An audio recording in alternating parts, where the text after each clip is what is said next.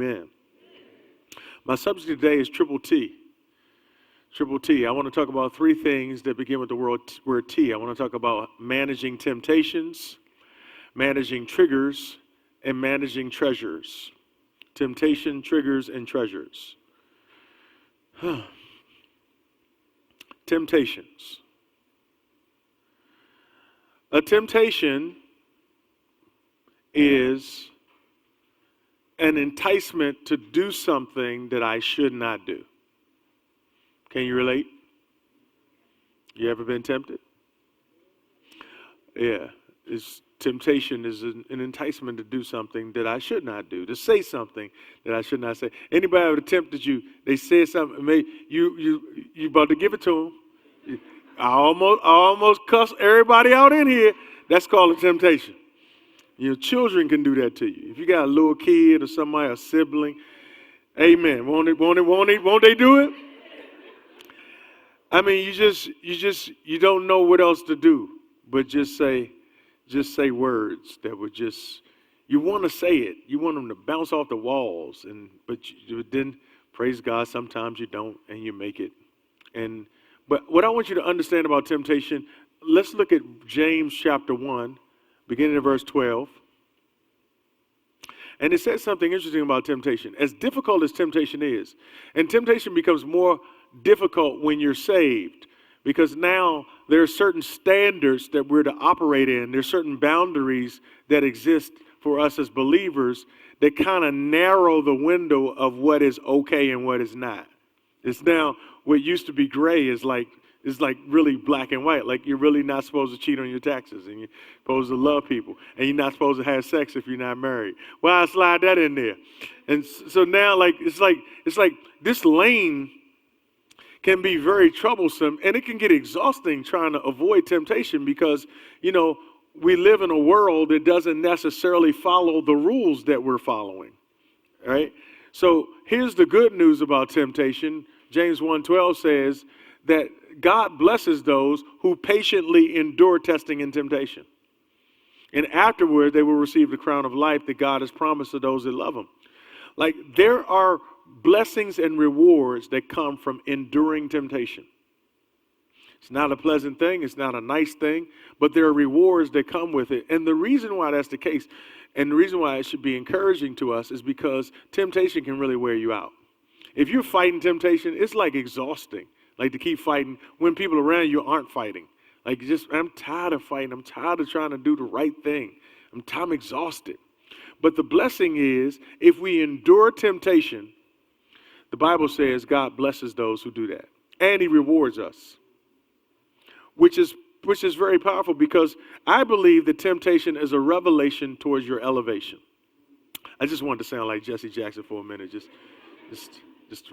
But it really is. It reveals where you're headed. If you look at temptation in this way, that every time I am tempted, it is giving me a glimpse of where I'm going. And that if I fail the temptation at this level, how can I expect to go to the next level? Because what I'm tempted on at this level is revealing to me what I'm going to have to deal with on the next level. But as you pass temptation, as you continue to endure temptation successfully, God can entrust you with more. Like, why entrust me with more? Why entrust me with promotion and prosperity and bigger responsibilities and more opportunities? And why even give me my dreams when my dreams come with temptations? If I can't handle temptations when I don't even have my dreams, I'm making sense? So one of the things is, there's an old hymn that says, yield not to temptation, for yielding is sin. But each victory will aid you some other to win. It's like every time we win a temptation, it empowers us to win the next one. And I'll tell you later why you and I are tempted around the same thing over and over again. You ever notice that? It's not a whole lot of stuff that tempts us, but it's one thing that's the one. It had you trembling, your knee shaking, trembling. Here's another thing I want you to understand about temptation as we teach through this, and that is the fact that temptation is not a sin. It is not a sin to be tempted. And sometimes That's how we feel as Christians. We just upset with ourselves because we felt like sinning. Like, why do I keep thinking that way? I shouldn't be thinking like that. I shouldn't even have those kind of thoughts. I shouldn't even have those kind of desires. This is like I'm getting nice while I'm teaching to y'all. Like,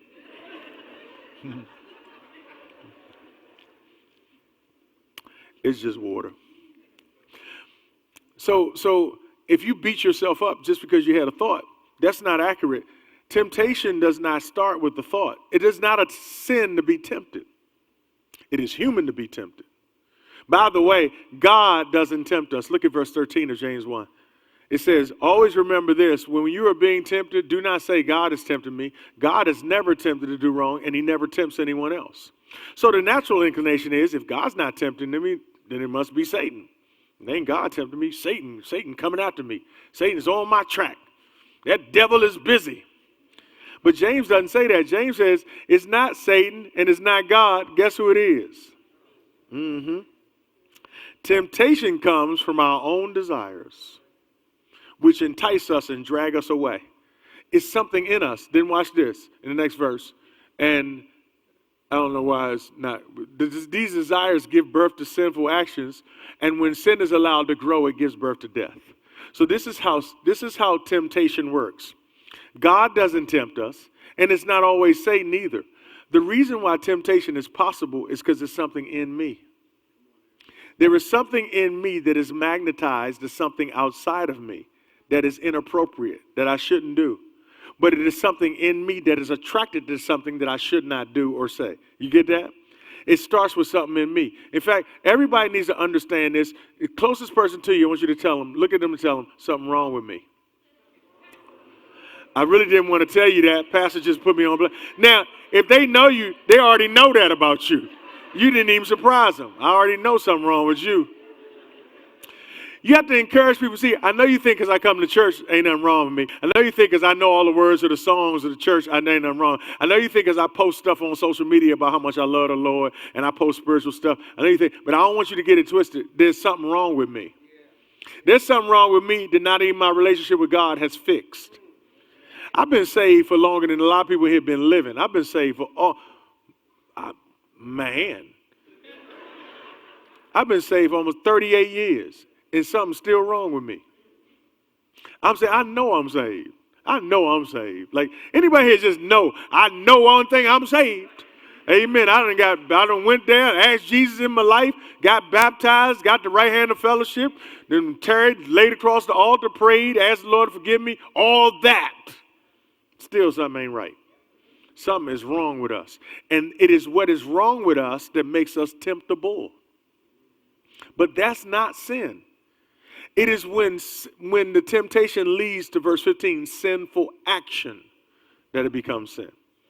So it is imperative to know when I've crossed the line. So how do I avoid crossing the line? Here's number one. Here's the first thing I want you to keep in mind. It's several things. One is always use God's escapes when he gives you one. Take God's escape. If God gives you an escape, just take it. Take it as grace. 1 Corinthians says whenever we're tempted, he always makes a way of escape. He always makes a way of escape. We just don't pay attention to it. If somebody says to you, hey, you want to go to the game? And you know that during the game you was going to do something sinful, then that's your way of escape.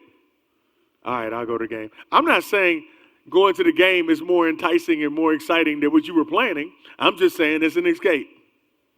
Take the escape.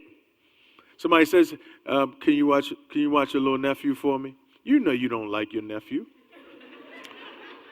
But that ain't the point. For the time they need you to watch the nephew, it's time you was getting ready to do something sinful. So now it's becoming an escape. You ain't got to like your nephew. You just an escape right now. So I'm going to watch you so I won't do what I was going to do. Like, take the way of escape. You can't say, nah, I had other plans. That's ignoring the escape. The challenge with temptation is not that God doesn't provide a way of escape. We just ignore it. It's like David. It's a man named David, King David in the Bible. When he sinned, the most popular sin people know about him was with a lady named Bathsheba.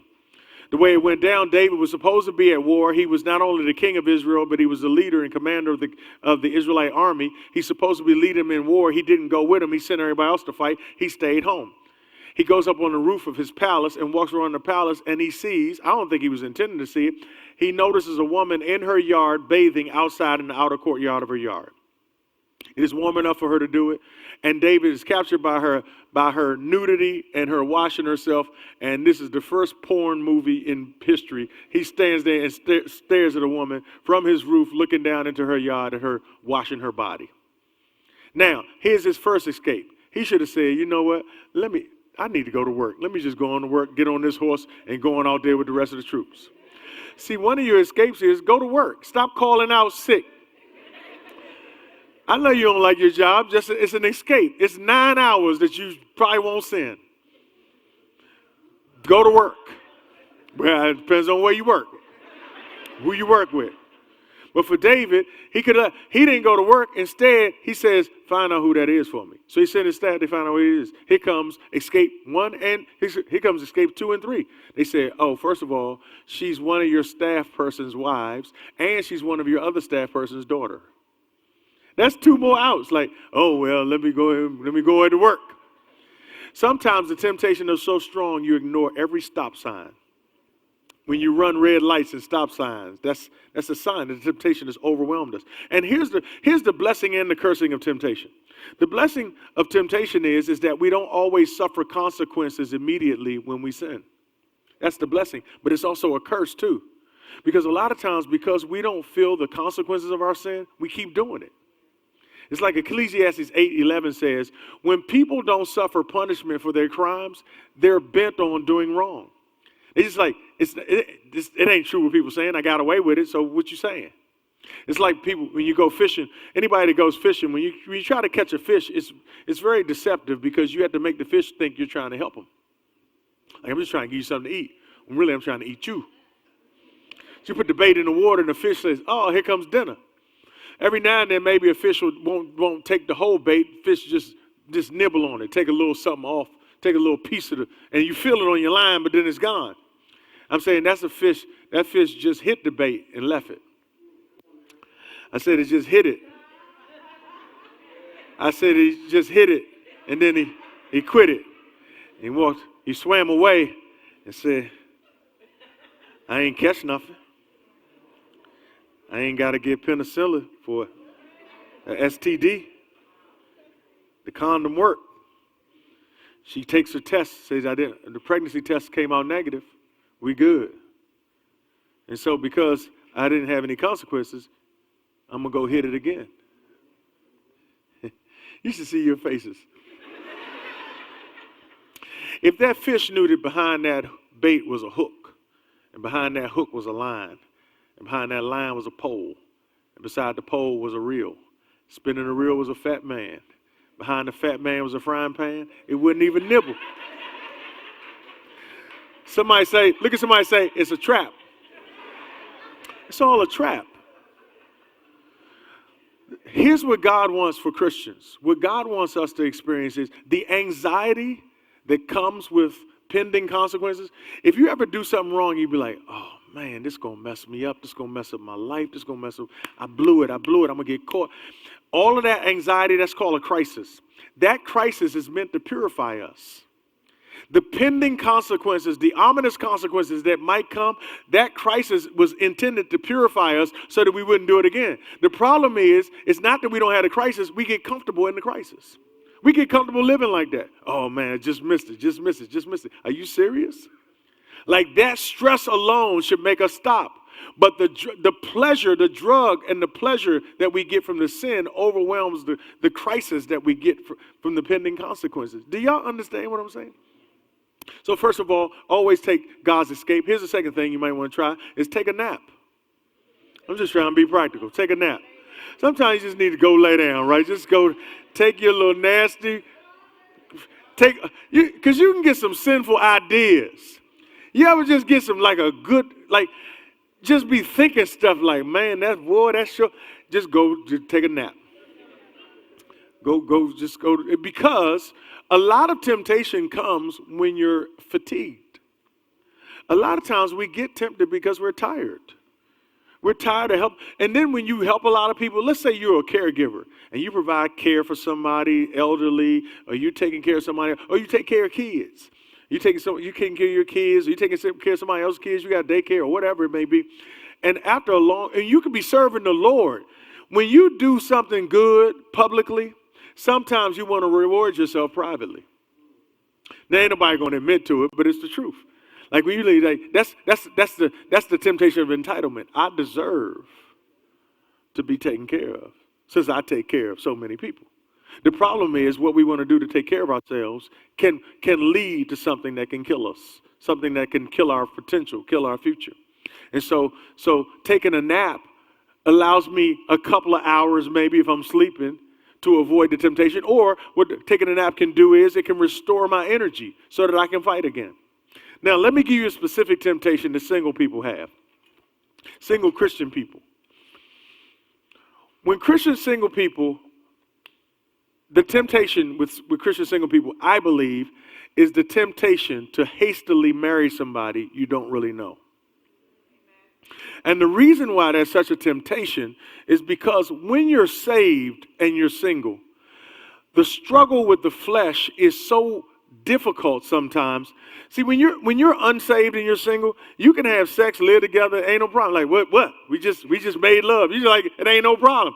But when you save and you do that, you be feeling all guilty and, oh Lord, I did it again. Please forgive us. We want to live right. We want to stop falling. You can't worship right. You feel like your hands too dirty to put up, so you just go like this and worship. You don't feel like you can minister and serve and do what you're supposed to do. You ain't even doing what you're called to do because you feel so bad about what you've done. That's a tough spot to be in when you're in a relationship. So when you feel that way, the temptation is, well, let's make this right. We got to stop doing this. Let's make this right. Let's just go to the justice of the peace and make this right. We can have a formal wedding later. Let's just go to pastor. Maybe he'll marry us right after the service or something. Just talk to Pastor about it. He cool like that. He'll probably just open up that book and read it to us and just tell us man and wife right there. Like we want to fix it fast because we don't want to keep feeling down about it. And can anybody relate to what I'm saying? If you can't, I understand because you just flow, you just sin. But I'm saying if you're fighting the thing, the temptation now is to marry somebody that I don't even really know and I really don't even really like them. I don't even really like this person, but because I don't want to keep sinning, and because I keep telling people God brought us together. God brought us together. Or if I watch Oprah, the universe brought us together. Or the cosmos brought us together, or fate brought us together. Now I'm stuck in a relationship because I keep telling somebody that how this supernaturally happened, how a coincidence that we would happen to meet like this, and it was so special.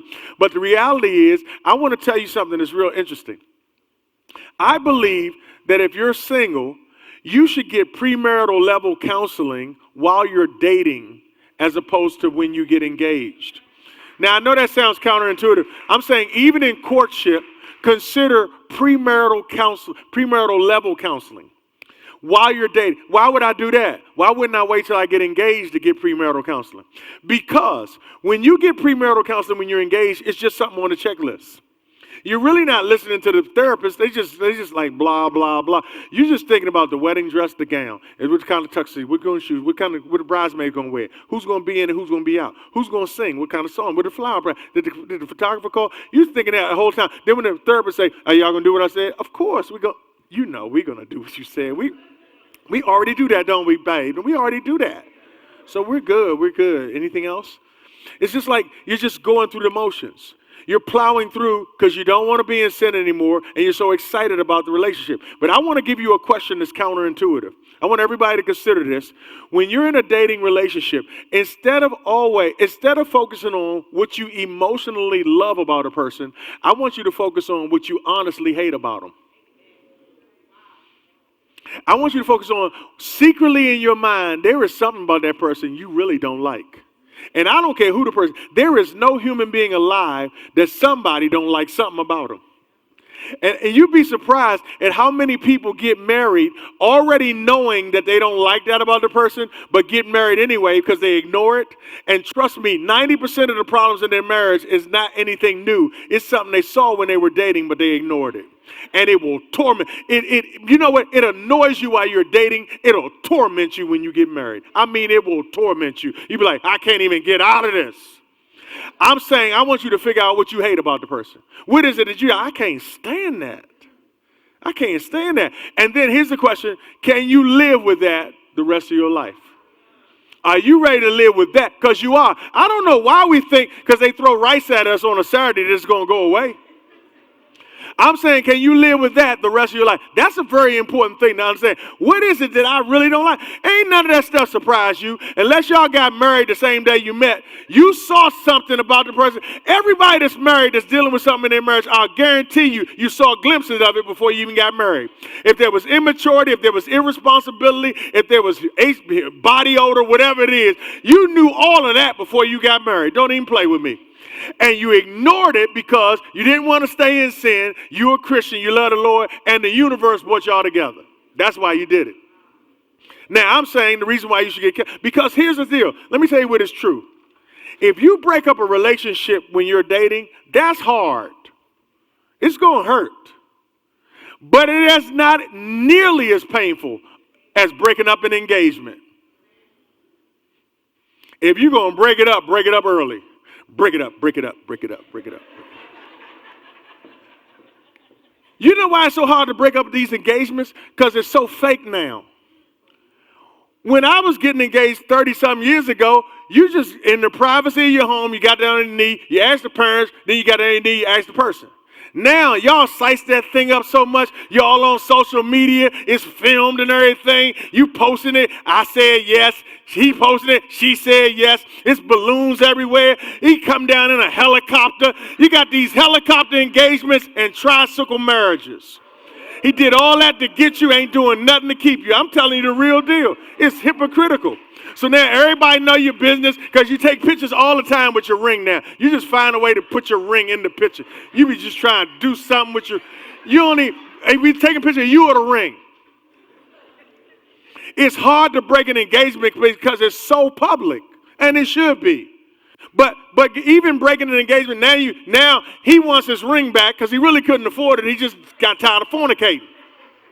You want to keep the ring to make him pay for it.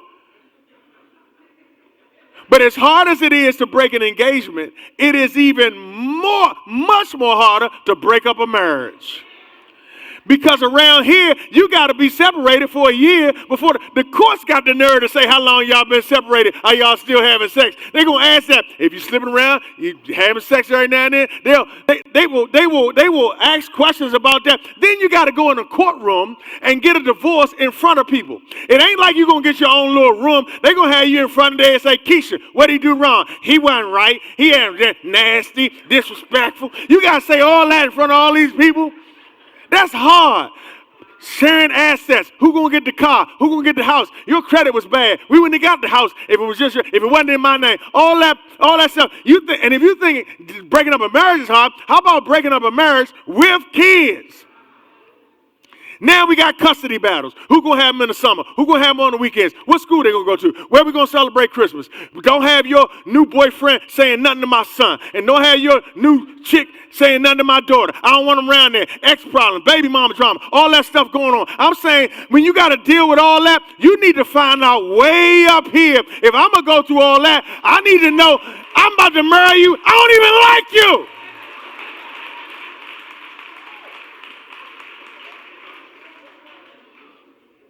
Now, what I didn't say to y'all who try to twist this, don't go back and say, Pastor said we shouldn't stay married because I realized I never did like you. I ain't say that. I ain't even talking to married people. I'm talking to single people trying to save them some trouble. If you already married, you got to stay married. You got to learn to love what you don't like. Be committed. That's what I said. I got a text out of first. I literally got a text saying somebody, you know what that means? That means since I made a mistake, I get to get out. I ain't say none of that. Clarification. Let me go on the triggers. Look at who stopped laughing. You just, on a message like this, just smile through the whole thing. Just smile. Hey, that's good stuff. Let's talk about managing triggers. A trigger is, by definition, a replica of a reality.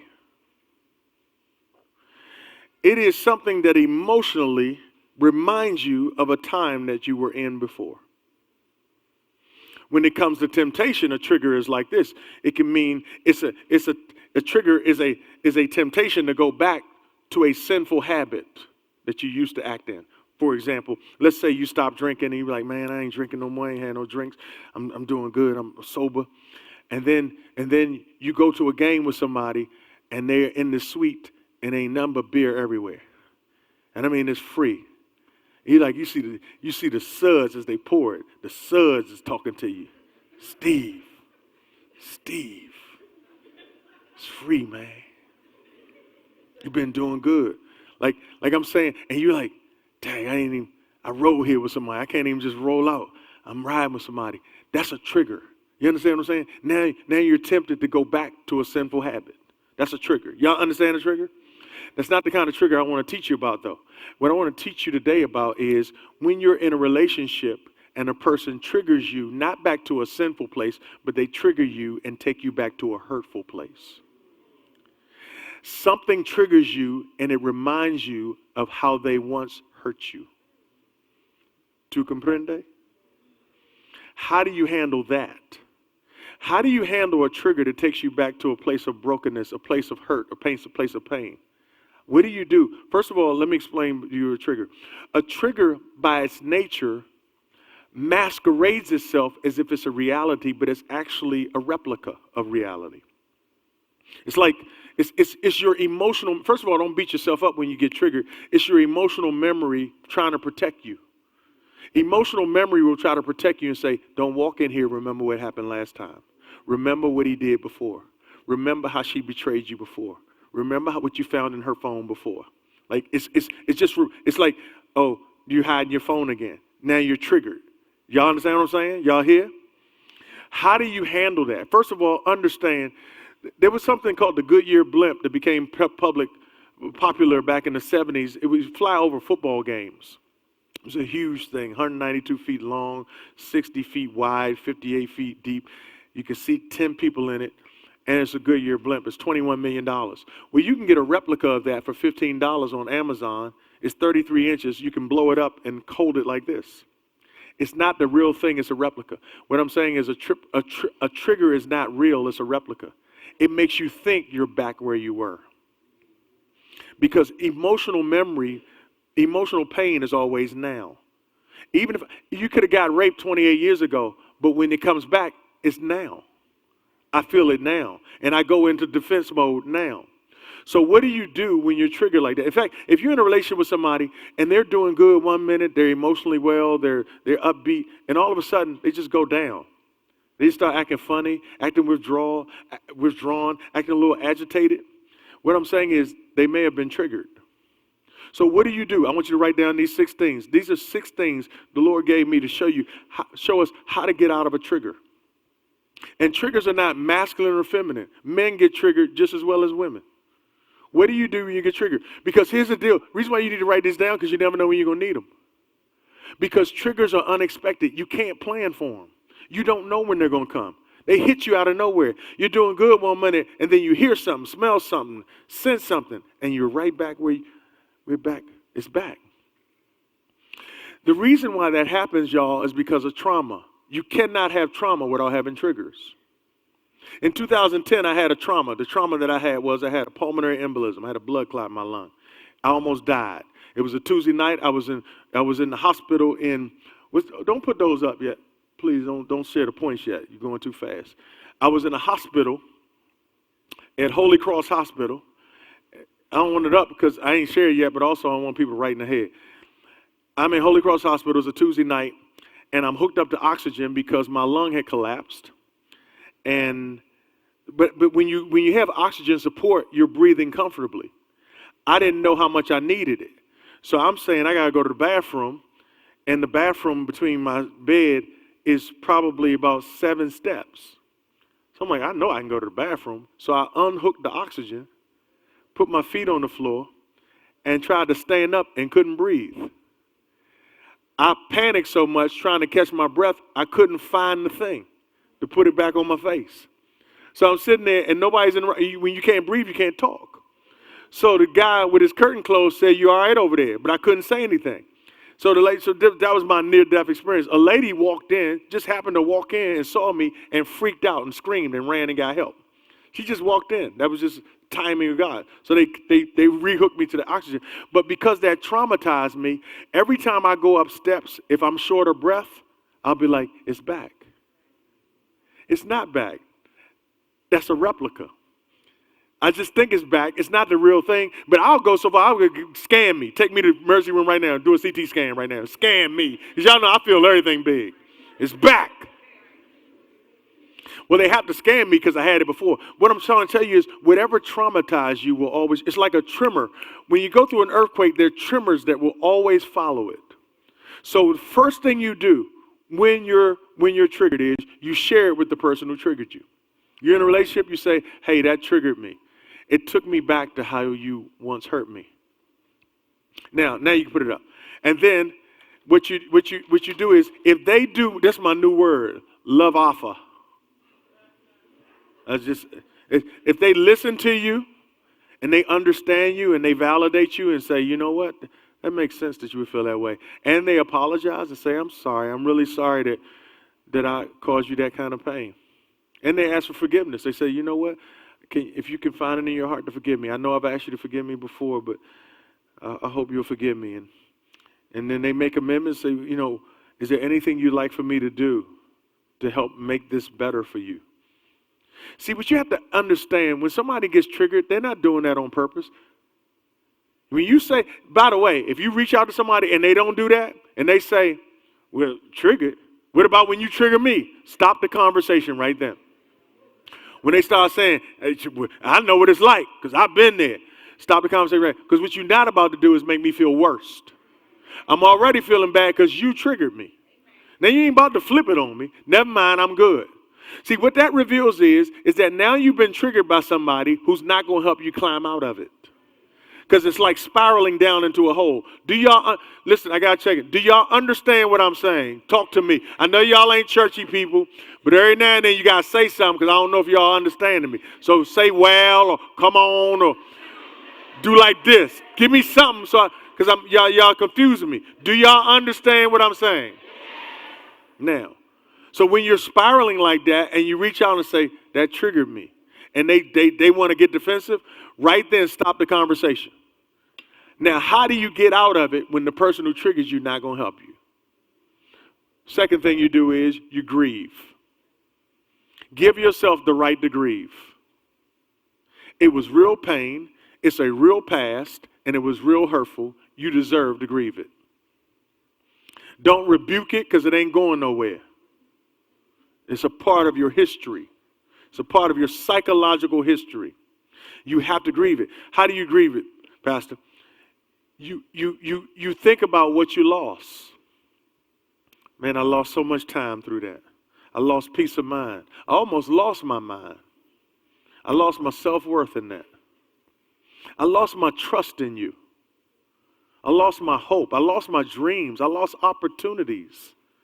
I lost something precious to me. You talk about everything and just let it hurt. Stay with the hurt. How long do you stay with the hurt? You stay with the hurt till you can move to the next thing. And that is what I call differentiation. As soon as you can differentiate, this is a very important thing. Now, you shouldn't be in this for 2 weeks or 3 weeks or months. Maybe an hour or two if you're focused. Let it hurt, let it hurt, let it hurt. Get alone, get away. That's why somebody said, call it love afar. When I wrote that word, somebody sent me on Twitter, love afar, because you got to separate yourself from the person that hurt you so you can work through this. Once you get to a place where you can do the third step, which is differentiate. Differentiate means this. Because triggers make you think that what you're feeling is real right now, you have to do something in your brain to say, that was then, this is different. This is not that. I'm not having another pulmonary embolism right now. It just reminded me of it. I'm just short of breath because I'm out of shape. That's different. Or this is bad, but it's not that. This, you understand what I'm saying? You have to do, because in your mind, see, emotional pain doesn't have a calendar or a clock. It just feels like it's all a capital N-O-W. It all feels like right now. So I have to differentiate in my mind. That's not right now. That's not my reality. Then the next thing you do is appreciate. I appreciate the fact that even though my life is not perfect and this relationship is not perfect, it's not like it used to be. It is better than it was.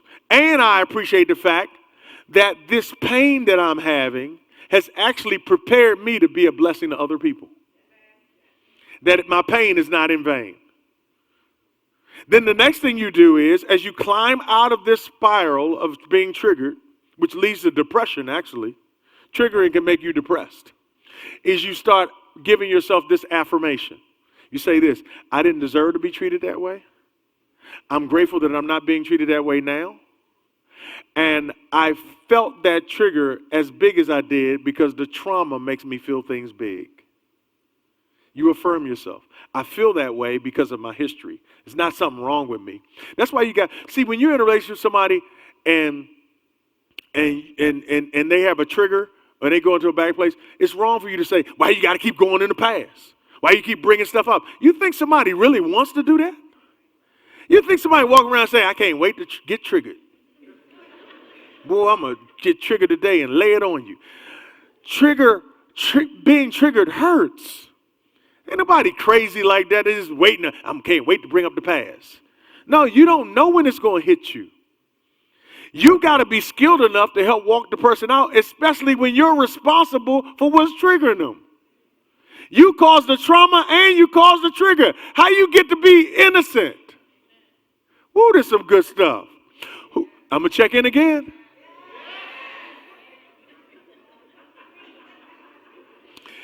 You know what? I don't have to do, I could do that churchy stuff and say, ain't he all right? And ain't he been good? And come on, touch your neighbor and say, neighbor.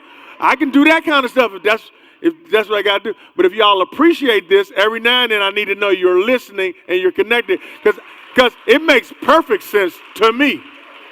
Now, maybe I shouldn't even worry about you saying that. I just need to know you're still there. Because if Cardi B was in here, you'd be saying, don't take him back, girl. Don't take him back. No.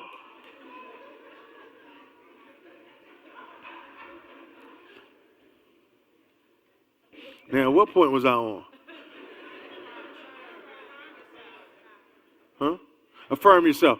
Last thing you do is you carefully re-engage with the person. You carefully re-engage. See, the trigger was not meant to annihilate the relationship or bring a permanent separation. It's just your emotional memory intact, protecting you. And once you come out of the spiral and you affirm yourself and you say, this is not that, this is a replica, this is not reality. See, what a trigger does, it makes you not trust the person. You go into fear. Like, I don't want to get you, you're not going to get me again. And they may have really changed. They may not be perfect, but they may have really changed. They may have made amendments. But you re-engage carefully. See, you may not be able to go out and have a date and have a conversation across the table from each other because it's too tense. I think when I tell couples you need to go out on a date, they think they need to go sit down and have dinner with each other. Not if it's tense between you. You ain't going to talk. It's going to be an argument. Go somewhere that's neutral, like go to a concert and enjoy a concert together where somebody's communicating to you. Go to a movie where something's communicating to you. Go to a stage play where something's communicating to you. Go out in a group. You know the energy in a group, you go out with 3 or 4 couples, now you can communicate to each other through other people. That's a safe way of reconnecting. You have to be wise in the reconnecting. You understand what I'm saying? All right. Let me finalize this. I'm going to talk about managing your treasure, and I'm done. I'm going to use the world of sports. I'm going to use football as an analogy. Football. In football, there are 3 parts to a football game. There's offense, there's defense, and what's the third thing? Special teams. Offense, defense, and what? Act like you know. Special teams. In the world of finances, making money is offense. Saving money is defense. Tithing is special teams. Why do I say that? No game starts without special teams. You can't start a football game without special teams, and you can't start a half without special teams. Your money should always, always start with God. I make no apology for it. It should always start with God. Let me tell you something. That's the one thing that's worked for me. Since I was 15 years old, I've been tithing. I ain't know how to manage money, but he just kept blessing me. You always start with God. A tithe is 10%. You take 10% of it. I've been doing this since I was 15 years old. I take 10% of everything I earn and I give it to God's work. It's always worked. I can't. Anyway, offense is income accumulation. Making money, that's income accumulation. But defense is wealth preservation. That's not the same. Income and wealth are not the same thing. Income is what you make, wealth is what you keep. Some of you are great offensively. You are a high income producer. But if you never learn how to play defense, you'll always be vulnerable. In the world of finances, it's called exposure, right, Martin? It's called exposure. You're exposed. I work with professional athletes. They're professional athletes who have made millions of dollars in their life. And now they've been so exposed because they play no defense, are living in poverty. How do you do that? It's because you can start shopping at Kmart and Target and Shoppers, and then start shopping at Whole Foods and Prada and whatever else, because all of your expenses go up with your income.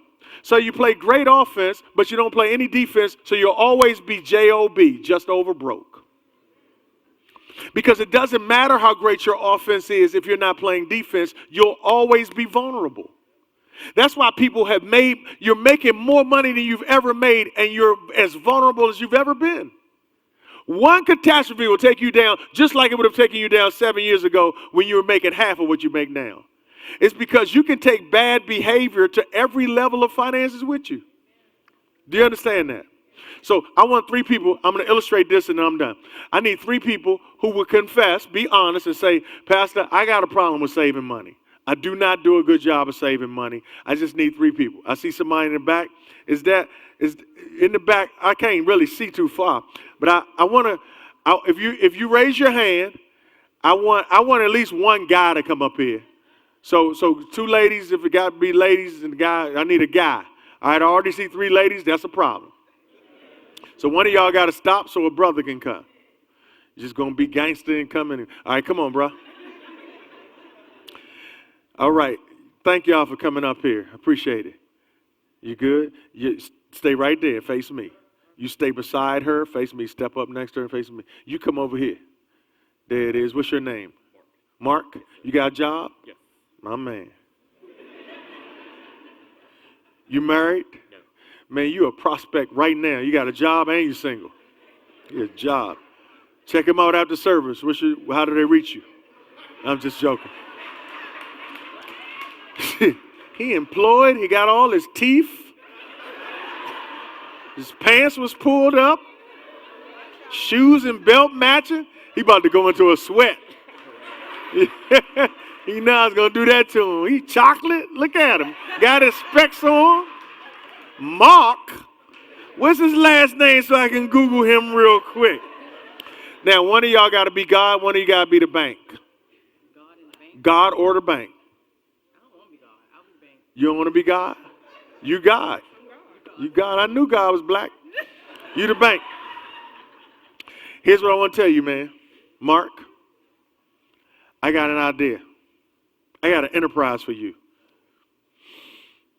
You know how much you make? I ain't going to ask you in front of him. You know how much you make?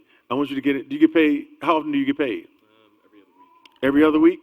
That's pretty much how it goes. For this illustration, because I'm not that smart, you're going to have to get paid every week for this illustration. So just cut whatever you get every 2 weeks in half. I need you to keep that in mind. What would you get every week if you got paid? Just get that number in your head, all right? It's in this envelope. It's magic. I got exactly what you make every week in here. You believe that? It's not true. I'm lying about this like that. I want you to also get in mind what you make annually at the end of the year. All right, you got that? What I want to do is I want to show you something that if you do this enterprise, you start this business in 10 weeks, if you do what I'm telling you, every time you get paid, in 10 weeks, you will have one paycheck sitting in her bank. Why don't you switch? Because I need God over here. I need God close to the people. So that's the bank, that's God, right? Now, remember, when you get paid, that's offense, right? When you give to God, that's special teams. When you put money in the bank, that's defense. What I want to talk to you about is I have a plan. If you do this, probably in a year, you'll have 10% of your entire annual salary in her bank. In 5 years, you would have accumulated half of what you make in your salary, annual salary, that whatever that number is. It could be $500,000. You'll have $250,000 in her bank if you do what I'm going to tell you. In 10 years, you'll have your entire salary in her bank sitting there to use at your discretion if you do what I'm telling you. But here's the good thing about this enterprise. You don't work. You don't have to spend extra hours, burn the midnight oil, go to that job after this job. Other people work for you. In fact, you don't have to do a thing, create a system for it. This is how it works. When you get paid because of your offense, you're going to get paid on this job $100 because that's all I got. This is $100. Every time you get paid, every week you're going to get $100. Now, a tithe is how much? 10%. That's what you get to God. And I want you to also tithe into the bank. I want you to get another 10% to the bank. And then you keep 80%. So how much would you keep? Don't do that in front of these people, man. Don't you do that in front of these people, man. I had you up here. You just went down 3 levels. Some lady saying, but I'll teach him how to count. I don't need him to know how to count. I'll teach him math. Now, what I'm giving you, that is not yours to keep. This is an illustration. That's my money. This here, this is my money. I'm using this so you won't break that up. But what you want to do is, what I want you to do is, I want you to imagine you just got paid. That's your offense. You got great offense.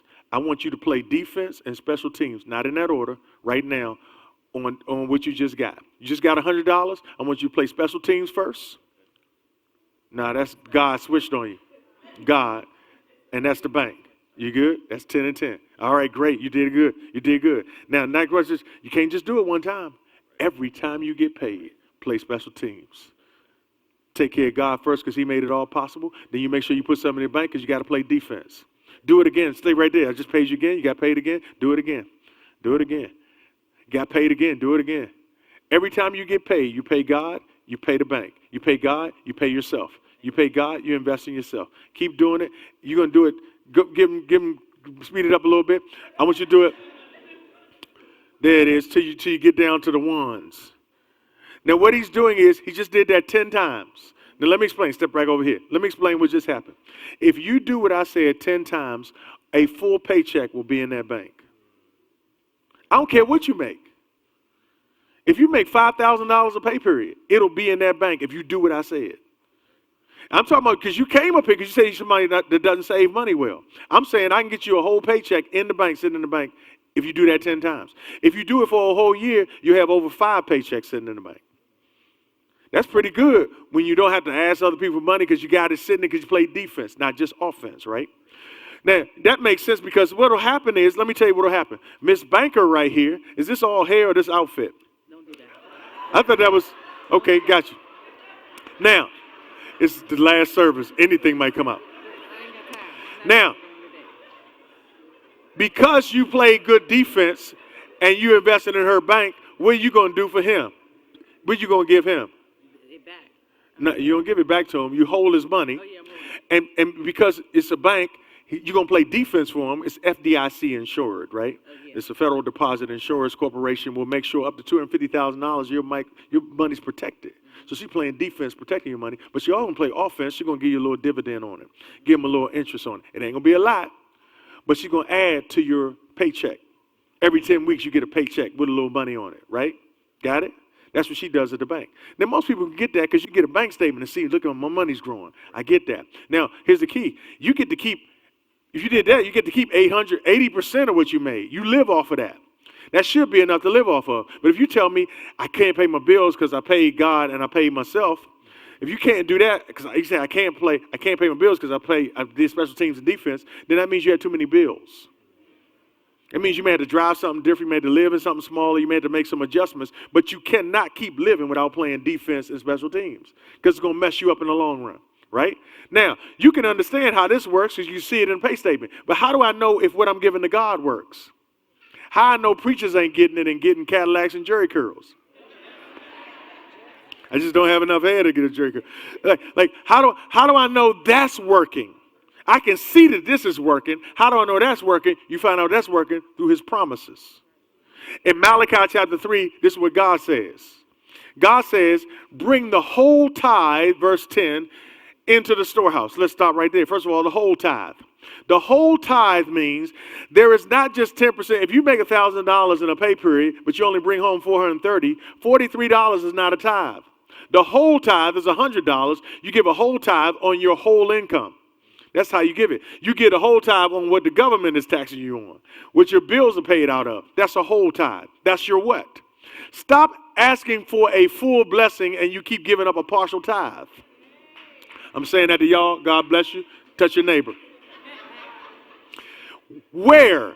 Bring the whole tithe where? Into the storehouse. The storehouse was the temple of that time. It's where the priests and the Levites were workers. That's how they were compensated. Priests in the Old Testament are pastors today. Levites in the Old Testament are musicians today.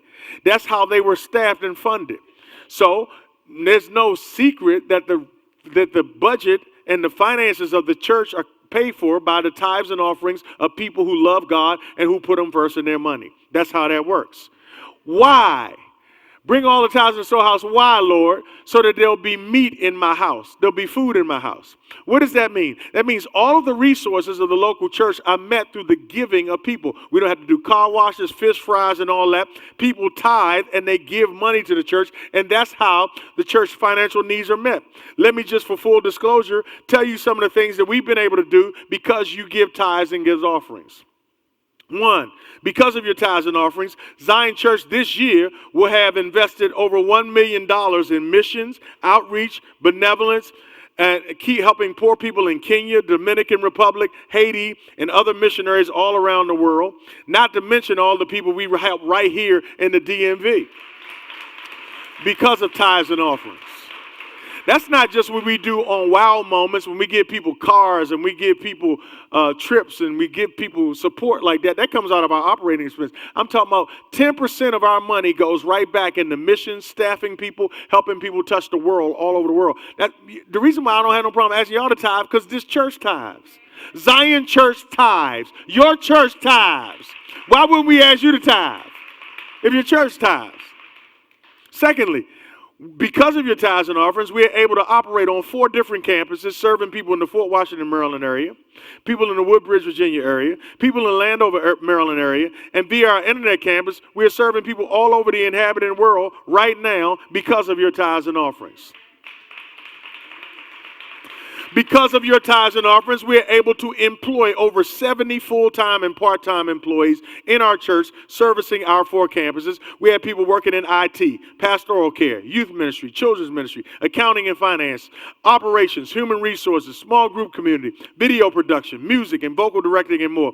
Not including the dozens and dozens of contractors that we employ as well. All because of your tithes and offerings. Thank you very much.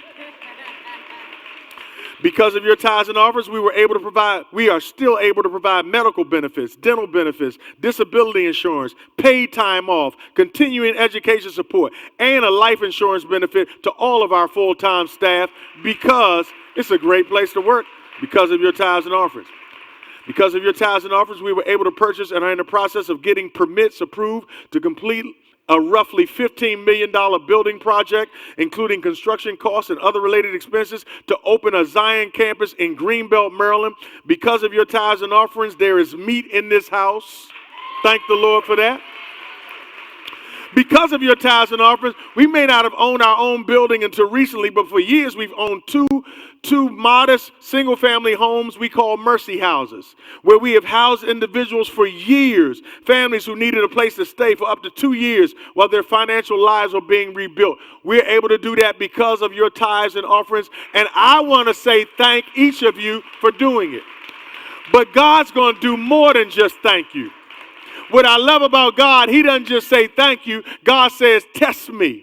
Prove me in this and see if you do what you're supposed to do in verse 10, you do what you're supposed to do and give your tithes to the storehouse, I will open up the floodgates of heaven and pour you out blessings you won't have room enough to receive. That's what I'm going to do for you. Now, some of you clapping because it sounds good because I raised my voice. But somebody in here knows from experience that God will do that. He will do it.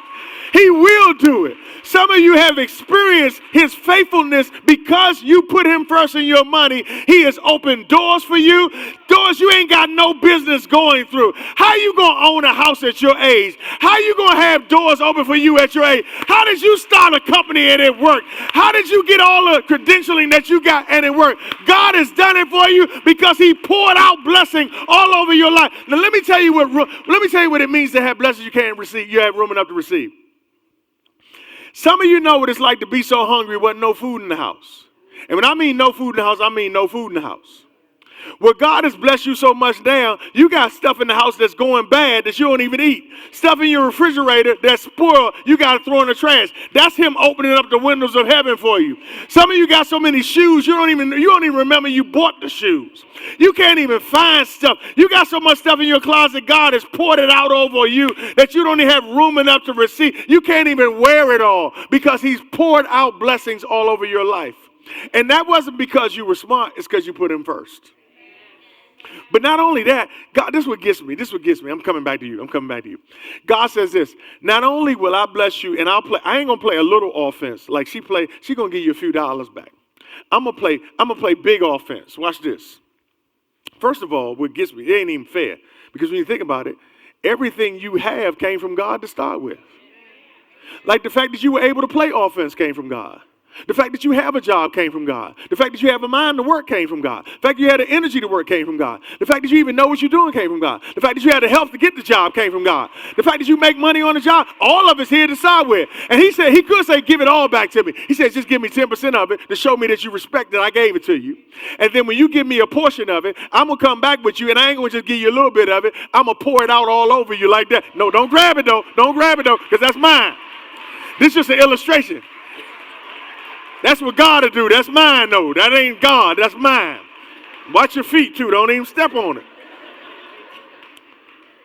This is how God, it don't even make sense, y'all. It ain't even fair that he would rain down blessings on us when we haven't even really done. Like, he just does that to us and for us because we put him first. It was all his to start with. So God says, I ain't going to just play offense for you. I'm going to run up the score on you. I'm going to run up the score. God has ran the score up on some of y'all financially to where you making money. You know daggone well you shouldn't be making as much money as you making. Nobody in your family has ever done this. Nobody in your history they don't feel me, sis. They don't even know how God can bring you out of Southeast. You done came out the hood and look at you looking like that. That ain't nothing but God. You ain't got no background for it. You ain't really truth be told, you ain't really been trained for that. You were trained for something else. And look at you there getting elevated and promoted and increases and favor, unexpected money, blessings coming in your life. Not only that, he's going to play defense for you too. Look at verse 11. Verse 11, he says, I will prevent. That sounds like a defensive word to me. I will prevent pests from devouring your crops. Guess what? That's what pests do. I'm going to stop supernaturally from something naturally happening. You have to understand that the reason why some of us have sustained what we have is because God kept it. The reason why you haven't lost your house, even though you fell behind on the payments, is because God sustained it. The reason why you still have what you have is because God blessed it. He didn't allow the enemy to attack it and take it from you. That's God. Then he says, I'm going to make sure that the vines don't drop the fruit before it's ripe. That's called a botanical miscarriage. When fruit is delivered before it's ripe, it means it won't survive. That means something you tried to deliver didn't make it because it came out too quick. This is powerful. God says, if you put me first, I'll make stuff come out when it's supposed to. I'll make it click. That's what he said. I'll make it click. God has hooked you up so good that he's made things click in your life. Because if he had opened the door too soon, you wouldn't have been ready for it. You wouldn't have been prepared for it. And if he'd have opened it too late, the opportunity would have closed. But he made it click. He made it work for you and put it together the right time, the right people, the right places, the right opportunity. Don't take that for granted, y'all. That's your God moving on your behalf. And he said, I'm doing all that just because you put me first in your money. Then watch this, verse 12. He says, I'm gonna bless you so good publicly, you ain't gonna be able to hide it. God can bless you so good publicly that even though you're a real private person, you can't hide it. All the nations, somebody heard that, all the nations of the earth will have to call you blessed. You have to understand he's talking to the Israelites. And they said this, you know what I mean? The Jebusites and the Girgashites and the Amorites and the Hittites. Every nation gonna have to say, we don't even like them. When God makes your haters say you're blessed, like people will look at you and they don't even know why, but they look at you and say, you know what? She blessed. He blessed. They don't even know why. And it ain't because you're so great, because remember, something wrong with you. The reason why you're blessed is because you had enough sense to put him first in your money. Okay, y'all can go back to your seat. Give me my money back. Y'all go back to your seat. Let me say this. What if in 2019, what if every time we got paid in 2019, every time we got rewarded for our offense in 2019, we played special teams and defense with the money? What if every time we got paid, we said, God, you're first. I'm not going to wait to pay all my bills, then see what's left over to give to God and to save. You go first. I save first. I sow first. I'm going to put you first, God. I'm going to save. Then I'll live off of what's left over. If I ain't got enough, they're going to have to take something. But I'm going to play offense. What if you play special teams and defense for a whole year? What if that was your commitment? We start doing that, but we don't continue. It's like people, the first of the year, you know how crowded the gym is on January 1st? You can't even get in there, right? There'd be a line at the daggone treadmill. People are like, you finished? And by February, the joint empty again. Because people didn't see results fast enough.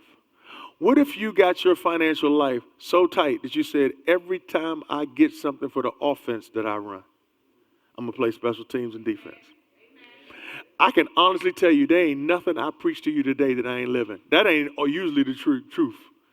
Ain't nothing I'm telling you that I haven't practiced in my own life. It's made a difference.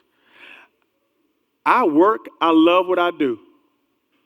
When you love what you do, you don't really have to retire from it. People retire from stuff they don't like. But you know what? I've done this so much, I don't have to work. Now, I got to come back at some point, but I can leave a long time. I don't have just 3 months socked away. You understand what I'm saying? I can walk away and be like this. Now, I'm going to have to go work somewhere later. But I'm saying that's a long way from worrying about a bill. Let me tell you a quick story. I was joking with my wife on my birthday. I was like, man, I like acting like I'm poor, right? I try to keep my kids thinking I ain't got nothing, so they won't ask me for nothing. So my wife and I went out for a meal on the day after my birthday. We were in Crystal City. So we go to this place called, Legal Seafood. So I couldn't try to find a parking space. So I found a parking space and I pull up and I put the money in the thing and I had to walk around the building to eat with her. And we walked back to the car and I got a ticket on my window. I said, how they gonna put a ticket on my window? I put money in that thing. But it wasn't one of them things where the printout comes in and you put it on the dashboard. I was like, they think I didn't pay, but I paid. The ticket was $500. But I didn't know it. I didn't know it because I was in a handicap spot. I didn't even see the sign. I don't know if I didn't have my glasses on. I didn't see I was in a handicap spot. So here's the deal. If it was a time in the past, I had a $500 ticket, I'd be praying like, Lord, how you going to do this? How you going to? It doesn't matter. I got enough money to quit working for a year because I practiced this. So a $500 ticket ain't going to bother me. I mean, I will never do that again. Like, you will never have to worry about me not paying attention to the signs. I ain't trying to give them. But that's what I'm saying. I'm saying if you practice this, you'll be okay. But if you don't learn how to play defense and you don't put God first, you'll always struggle. I'm telling you, you will. I don't care. You know what? I don't care if you don't figure it out. You think I want something from you? I'm good. I really am. I'm okay. You don't have to do anything for me. Do that for you. Now, when you're triggered, don't forget to do what you're triggered. Look at those 6 things. Share it with the person who triggered you. They don't give you what you need. Grieve it. Differentiate. Appreciate. Affirm yourself. What's the last one? Then re-engage. When it comes to this last thing, I'm going to say about temptation. Don't forget, take the exit God gives you. Take the escape, and sometimes you got to take a nap. But here's one more thing I want to say, and I'm done. Sometimes when we don't have consequences for our sins, don't think that just because there were no consequence that something wasn't born. Give me James 1:15 again. When you do sinful action, it gives birth to something. And what it gives birth to, if it gets full grown, it can kill you. Don't think that because there were no consequences that something wasn't born. Remember I told you, I'm going to explain to you why we keep having the same temptation over and over again? The reason why it's the same thing over and over again is because at some point you cross a line and that thing was born in your life. Now it's a part of your internal family system. You will always fight that. The only thing you can do is you can either feed it and it'll grow up and kill you, because it ain't no game. If you feed temptation, you keep sinning, you keep crossing that line, what you're feeding will grow up and kill you. It'll kill something. Or you can starve it. Say, I know that's my struggle, but I'm not going to do it. And hopefully it'll die. It may not. It may be something you have to fight the rest of your life because it's part of your internal family system. It was born into your life. That's why some things exist in families, right? If you go up a generation, you'll find out that some of the same stuff you as a man struggle with, your father struggled with it, and your grandfather struggled with it. You're a woman. Sometimes it's in your family. But you know the good thing about that? You don't have to wonder what you're fighting. You're like, man, I got to fight this. It could be a lot of stuff you're fighting. I don't fight everything, but I know what I do fight. And fight we must. Is that helpful? Let's pray.